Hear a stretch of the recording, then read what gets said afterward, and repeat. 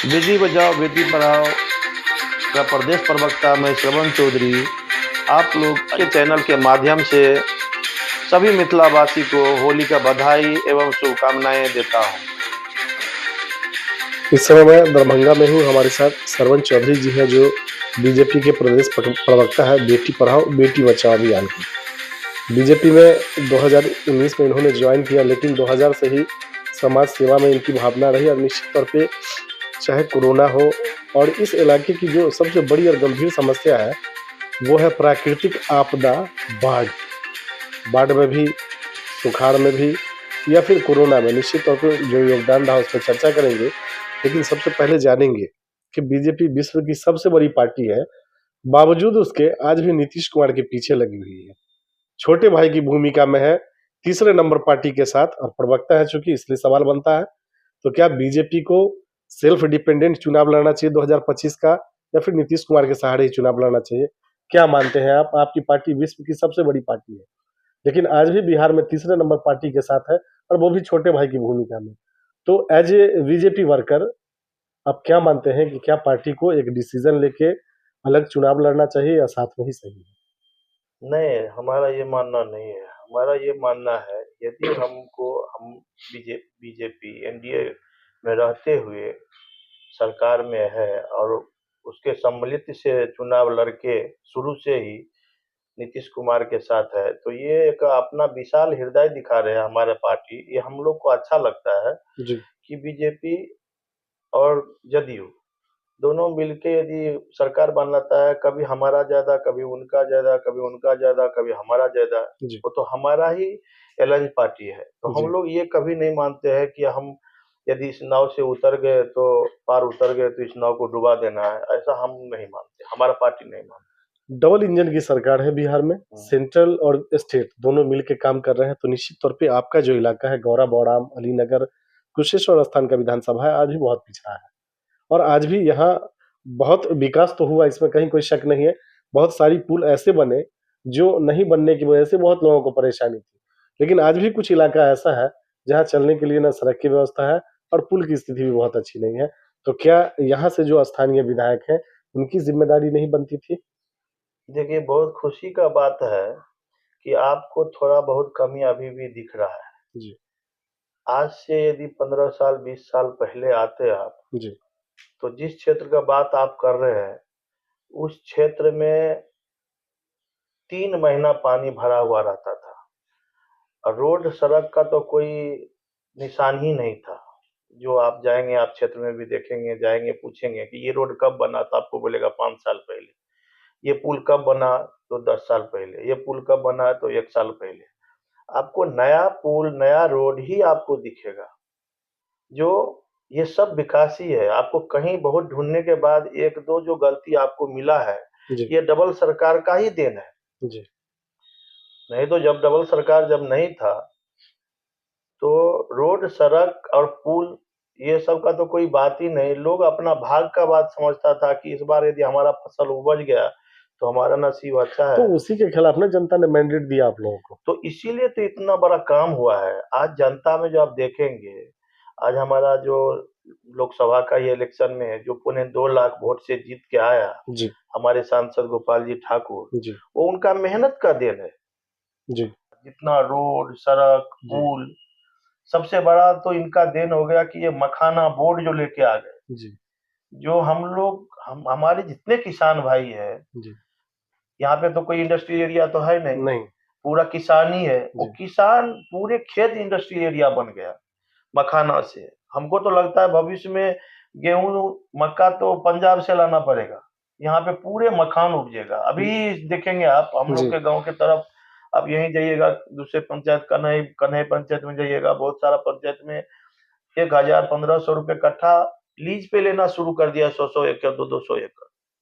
आपने मखाना की चर्चा अगर कर दी तो निश्चित तौर पे सवाल ये भी बनता है कि शहर में ऐसे बहुत सारे तालाब थे जो इनक्रोचमेंट कर लिया गया भू माफियाओं के द्वारा। वो सब हो रहा है खाली। अभी देखे ना आप, एम्स का डीएमसीएच का जो जमीन है वो कितना खाली हुआ है। जी। जो जो काम है सब काम हो रहा है और तेजी गति से हो रहा है। रोड हो सड़क हो, भू माफिया से जमीन लेना हो, हम्म। तो इस पे काम हो रहा है। पूरा काम हो रहा है। तो कुल मिला के आप जो आपके स्थानीय विधायिका हैं स्वर्णा सिंह और सांसद महोदय गोपाल जी ठाकुर, इन दोनों के कार्यकाल से आप संतुष्ट हैं? हाँ, मैं संतुष्ट हूँ। गोपाल जी ठाकुर जी का तो काम तो ऐसे ही दिख रहा है आपको। जी। और हमारी विधायिका भी काम कर रहे हैं, थोड़ा अस्वस्थ रहती है, लेडीज जी। है, लेकिन काम इनका हो रहा है। हो रहा है। 2019 में आपने पार्टी ज्वाइन किया, उससे पहले निश्चित तौर पे आप समाज सेवा में लगे हैं। 2000 से ही व्यक्तिगत आपका जो भी सहयोग होता है लोगों के बीच होता है, लेकिन मुख्य रूप से जब आपके यहाँ बाढ़ आती है तो उसमें सरवन चौधरी जी का क्या योगदान रहता है उस प्राकृतिक आपदा में? अपने अपने जो जिसका जो क्षमता है उसमें लगा रहता हूँ। जी। कहीं अगलगी हो कि कहीं बाढ़ हो कि जी। कहीं कोई दूसरा आपदा आ जाए। कल जी। परसों ही एक जो अपना यहाँ पे प्रयागराज में हमारे कार्यमंडल जी का निधन हो गया, उसमें भी जाके जो सहयोग हो जी। कि कोई भी आपदा हो, गरीब में हो, साथ जो खड़े रहते हैं। हाँ, मैं साथ खड़ा रहता हूँ। और और मेरा ये निश्चित तौर पे आपका जो व्यापार है बिजी शेड्यूल का है, उसके बावजूद भी लोगों के लिए समय निकाल लेते हैं। मैं जिस जगह से आया हूँ ना, मुझे व्यापार से ज़्यादा मैं जहाँ से आया हूँ उस जी। लोगों पे है, जो हमारे अंतिम पायदान का जो लोग हैं। जो आखिरी पंक्ति के लोग हैं हाँ, उनको मुख्यधारा में जोड़ना आपकी प्राथमिकता है। हाँ। तो निश्चित तौर पे राजनीति में सब लोगों की महत्वाकांक्षा होती है कि किसी संवैधानिक पद पे जाया जाए। जो वर्कर हैं उनकी महत्वाकांक्षा होती है कि विधायक बने, विधायक की महत्वाकांक्षा सांसद की, और सांसद चाहते हैं कि मंत्री बने, मुख्यमंत्री बने, और मुख्यमंत्री चाहते हैं कि प्रधानमंत्री बने। तो निश्चित तौर पे क्षेत्र में सरवन चौधरी जी के लिए भी एक डिमांड है। तो सरवन चौधरी की भी महत्वाकांक्षा होगी कि विधानसभा का चुनाव लड़ा जाए। क्या मानते हैं आप? नहीं, देखिए ये लोगों के डिमांड से होगा, हुँ। मेरे डिमांड से कुछ नहीं होगा। मैं तो चाहूँगा कि ऐसे ही बिना हेलीकॉप्टर का आकाश में उड़ जाऊँ, तो ऐसा तो नहीं होगा। जी। वो हमारा जनता, हमारे कि कार्यकर्ता, हमारे पार्टी जनता सबसे तब बड़ा तक तय करेगी जब सिंबल आपके पास आएंगे, उससे पहले का काम आपका होता है। हाँ, हमारा पार्टी वो तय करता है, वो हम जी। लोग में नहीं रहता है। हमारा पार्टी इतना बड़ा विश्व का सबसे बड़ा पार्टी है। जी। उसका उनका काम है कि हमको क्या करने दे, हमको सिक्योरिटी गार्ड में रखेगा तो हम सिक्योरिटी गार्ड में रखेंगे, हमको मैनेजर में रखेंगे तो मैनेजर में रहूँगा। वो तो पार्टी का हमारा काम है कि हम जनता में जाएँ, जनता तक अपना काम जो है हमारा, जो सरकार का काम है, वो जाके उनके तक पहुँचाना और है हमारी। 2025 में आपकी दावेदारी गौरव बौड़ाम से नहीं, ऐसा मैं नहीं मानता हूँ। वो तो पार्टी पार्टी तय करेगी। पार्टी तय मतलब करेगी। ये जो आपकी पार्टी का एक भाषा होता है कि पार्टी तय करेगी, हुँ, ये मैं नहीं मानता हूँ। भाषा चलिए में हम लोगों की सहयोग और शुभकामनाएं आपके साथ है। पार्टी आपको मौका देती है और जनता चुनाव के जिता के आपको विधायक बनाती है गौरव बौड़ाम का, तो चुनाव जीतने के बाद आपकी पहली प्राथमिकता क्या होगी?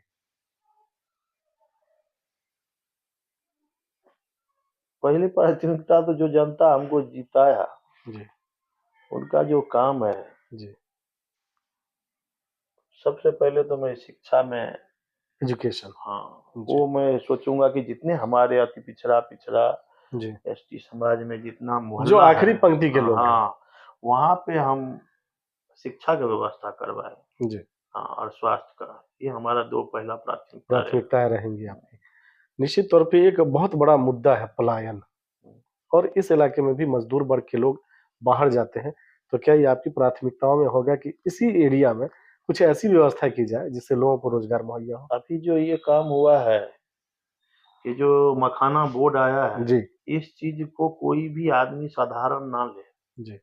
ये इतना बड़ा इंडस्ट्रीज हो जाएगा आने वाले समय में। बहुत जल्दी, जी। बहुत जल्दी, कि जो जो रोजगार करेंगे मखाना का तो वो तो करेंगे ही। हुँ। जिनका ज़मीन 1 कट्ठा, 2 कट्ठा, 5 कट्ठा, जो जी। ज़मीन आज की डेट में बड़े-बड़े, ये जो मैं पहले बताया कि ये बाढ़ क्षेत्र है, जहाँ बड़ा-बड़ा चौर चाचर, बड़ा-बड़ा तालाब है, जी। जो ऐसे ही पड़ा हुआ है, जी। वो सब अब उपजाऊ हो जाएगा। जी।